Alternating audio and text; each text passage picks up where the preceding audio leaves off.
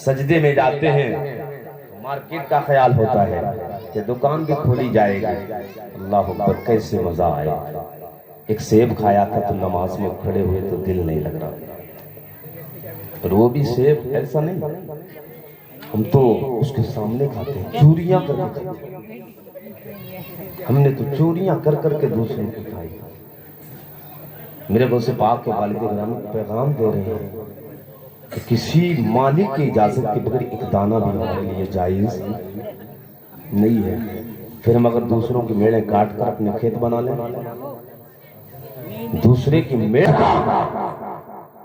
اور پانی کا پورا ڈرم اگر ڈال دیا تو پورا ڈرم خراب ہو گیا. تمہاری میڑ میں کتنا پیدا ہو جائے گا دوسرے کی کاٹ دوسرے کی میڑیں کاٹنے والوں. توبہ کرو، رب کی بارگاہ میں کیا جواب دو گے؟ رب پوچھے گا تیرے کہ دوسرے کی ناجائز زمین پر قبضہ کر کے جو گیہوں پیدا کیا اور وہ گیہوں تیری اولاد نے کھایا،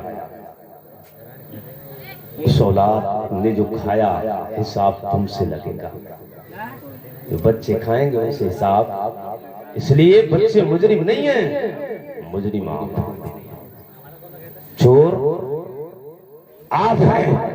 پھر ہم یہ چاہیں کہ میرے بچے بڑے نیک بنے، بڑے پرہیزگار بنے، بڑے متقی بنے. قسم کھا کر کہتا ہوں، جن لوگوں میں جس کے علاج نہیں آپ نے دوڑایا ان بچوں کے اندر آپ کے لیے محبتیں نہیں ہوگی، فرما برداری نہیں ہوگی. اگر فرما بردار اپنے بچوں کو بنانا چاہتے ہو، اپنا رزق اچھا کر لو. بچے فرما. سبحان اللہ، سبحان اللہ. امید کرتے ہیں کہ بچے مجھے بڑھاپے پر میرا سہارا بنا، لیکن سہارا تب بنے گا جب ہم بچوں کو نیک غذا کھلائیں گے. اسے پاک جب کے والد گرامی جب باغ میں گئے تو انہوں نے کہا کہ 12 سال اس کی رکھوالی کرنا ہے. تو آپ نے کہا ٹھیک ہے. کہا میری ایک بیٹی بھی ہے، اس سے رشتہ بھی کرنا ہے. کہا ٹھیک ہے. انہوں نے کہا میری بیٹی پیروں سے اپاہج ہے، ہاتھوں سے لنگی ہے، آنکھوں سے دکھتا نہیں، آنکھوں سے اندھی اور کانوں سے بہری ہے. اللہ اکبر. بتائیں اتنی مشکل بھری شرائط کے ساتھ میرے غوث پاک کے والد گرامی نے منظور کیوں کیا؟ پتا کیونکہ قل متاع دنیا، دنیا کا سامان تھوڑا ہے. یہ دنیا کی زندگی بہت کم زندگی ہے، آخرت کی زندگی لمبی زندگی کوئی میعاد نہیں ہے. کہا اگر لنجی ہے تب بھی زندگی کٹ جائے گی، اندھی ہے تب بھی زندگی کاٹی جا سکتی ہے، پیروں سے اگر لنجی ہے اپاہج ہے تب بھی زندگی گزر جائے گی. یہ 12 سال کیا وہاں تو جانے کتنی سالیں. اگر یہاں گناہ معاف نہیں ہوا تو اللہ کیسے معاف کرے گا؟ اس لیے کہ یہاں پر مالک کی اجازت کے بغیر کھایا ہے، وہ بھی کوئی ایسا گناہ نہیں جس کو دنیا بڑا گناہ سمجھتی ہے. اس لیے بہتا ہوا سیب آ رہا تھا. لوگوں بوریاں کھانے والوں جو ہم ٹھیلوں پر رکھے ہوئے انگور کھا جاتے ہیں مالک کی اجازت کے بغیر. مزدور ہوتا ہے اور مزدور بیچارہ غریب انسان اپنی کمائی کے ذریعے محنت پورا دن کرتا ہے، ایک ایک دانے کو جوڑ کر 300 روپے کا انتظام کر کے اپنے بچوں کے کھانے پینے کا انتظام کرنے کے لیے لے جاتا ہے. جتنا رئیس ہوتا ہے، مالدار ہوتا ہے، دولت والا، وہ زیادہ بھاؤ تاؤ کرتا ہے. اور بھاؤ تاؤ کرنے کے ساتھ اگر اس نے 12 دیے 1 درجن تو اس میں سے 1-2 ایسے ہی ڈال لیتا ہے. یہ اس کی اجازت نہیں ہوتی، ایسی زبردستی ڈال لیتا ہے. اب وہ غریب انسان مزدوری کرنے والا وہ کچھ کہہ نہیں سکتا ہے، لیکن یہ دے کر چلا آیا. اسے یہ توفیق نہیں کہ اگر اس نے 40 بتائے تو 45 روپے دے دے، 45 روپے دے دے. بوڑھا انسان ٹھیلا لگائے ہوئے، چھوٹے چھوٹے بچے ہوں گے اس کے گھر میں، اس کے بچوں کو انتظار ہوگا بابا رات کے وقت میں آئیں گے، کچھ لائیں گے کھانے کے لیے. اسے یہ توفیق نہیں ملتی ہے. حضرت ابو صالح موسیٰ جنگی دوست نے وہ شرائط منظور کی، شادی ہو گئی. شادی ہو گئی. کہنے کا مطلب یہ ہے پیارے، باپ اتنا نیک ہے، ایک सेब मालिक की इजाजत के बगैर खाया, इतना लंबा सफर करके, फिर शराइत 12 साल बाग की रखवाली की, दरख्तों में पानी लगाए। माँ कितनी नेक है, पैरों से अपाहिज इसलिए कभी घर से बिला जरूरत कदम बाहर नहीं निकाला है, हाथों से लुंगी इसलिए खिलाफे शरा कभी काम नहीं किया है, आंखों से अंधी इसलिए है, गैर शरीफ बात कभी आंखों से देखी नहीं है, और कानों से बहरी इसलिए कभी गाने नहीं सुने हैं, कभी गैर शरीफ बात को अपने कानों से नहीं सुना, इसलिए अंधी है, इसलिए अपाहिज है, इसलिए बहरी है, इसलिए जबान से गूंगी है। अल्लाह अकबर। जब माँ इतनी नेक हो, बाप इतने नेक हो, जब ऐसे नेक लोग मिलते हैं और ऐसे दो समंदर जिसकी माँ नेक हो, बाप नेक हो, ऐसे नेक समंदर का जब संगम होता है और उस समंदर से जो हीरा निकलता है उसी को दुनिया से आजाद कहती है, उसी को नारे तकबीर, नारे रिसालत, नारे रिसालत, जश्न हौसला बरा, जश्न हौसला बरा, अज़मत हौसला बरा, अज़मत हौसला बरा, नारे तकबीर, नारे रिसालत। जो हजरात इधर उधर खड़े हुए हैं अपने घरों पे, उनसे गुजारिश है कि लंगर फौरन तकरीर के बाद बांटा जाएगा, सभी हजरात शामिल हो जाए। हजरत की तकरीर के बाद फौरन लंगर बांटा जाएगा। भैया भूख तो नहीं लगी, अभी खा लो। भूख लगी है? नहीं, भूख लगी हो तो खा लीजिए।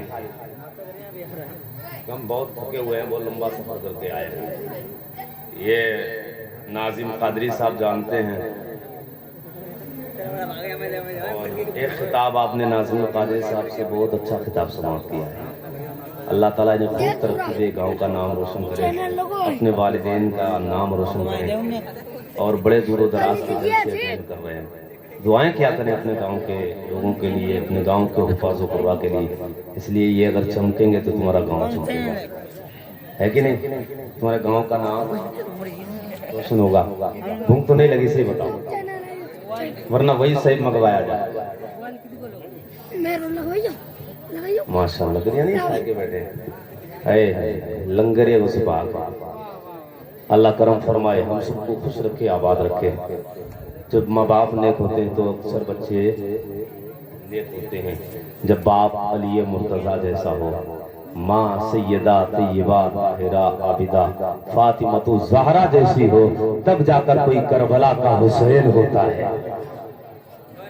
जब बाप गयासुद्दीन जैसा हो, माँ फातिमा माहे नूर हो, तब कोई बेटा गरीब नवाज बनता है। जब बाप ऐसा हो जिसको इमामुत्तुका कहा जाता है, माँ ऐसी हो कि रात के लम्हे मुसल्ले पर गुजर रहे हैं, जब उसके पेट से कोई बच्चा जन्म लेता है, दुनिया अहमद रजा कहती है। जब बाप ऐसा हो जिसको दुनिया अहमद रजा कहती है, माँ ऐसी हो जिसके मुसल्ले अल्लाह की इबादत करते करते रात गुजारते गुजारते अल्लाह की यादों में बंदगी में गुजरते हो।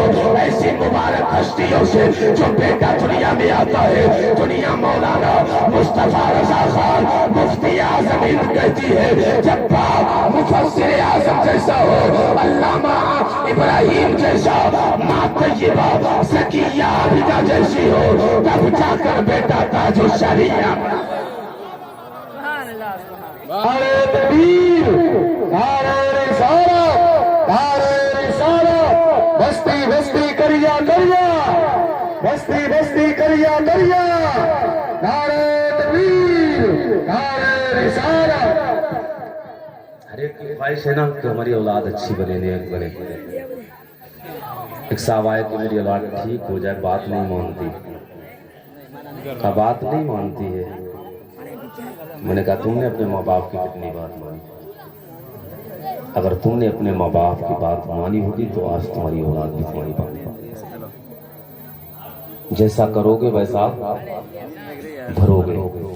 माँ बाप को अगर तुमने सताया तो हमारी औलाद जो आएगी उससे खैर की उम्मीद ना रखा।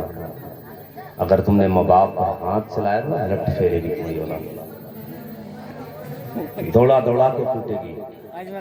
इसकी वजह यह है कि अल्लाह ने कुछ सजाएं दुनिया में रखी, آخرت میں تو ہے لیکن اس کے ساتھ دنیا میں اس کی سزا نمبر 1 ماں باپ کو ستانے والا، نمبر 2 اپنے اساتذہ کی بے ادبی کرنے والا،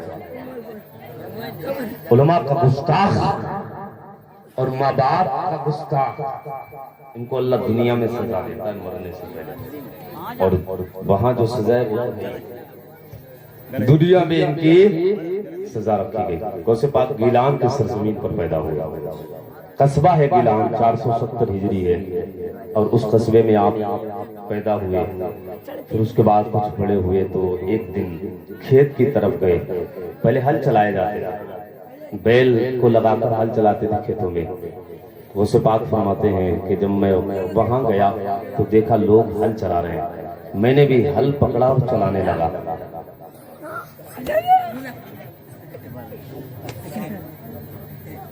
عبد القادر فرماتے ہیں میں نے ہل پکڑا اور چلانے لگا، جب ہل چلانے لگا تو بیل آواز دے رہا تھا کہ عبد القادر تجھے اس کام کے لیے نہیں پیدا کیا گیا، عبد القادر تجھے اس کام کے لیے نہیں پیدا کیا گیا،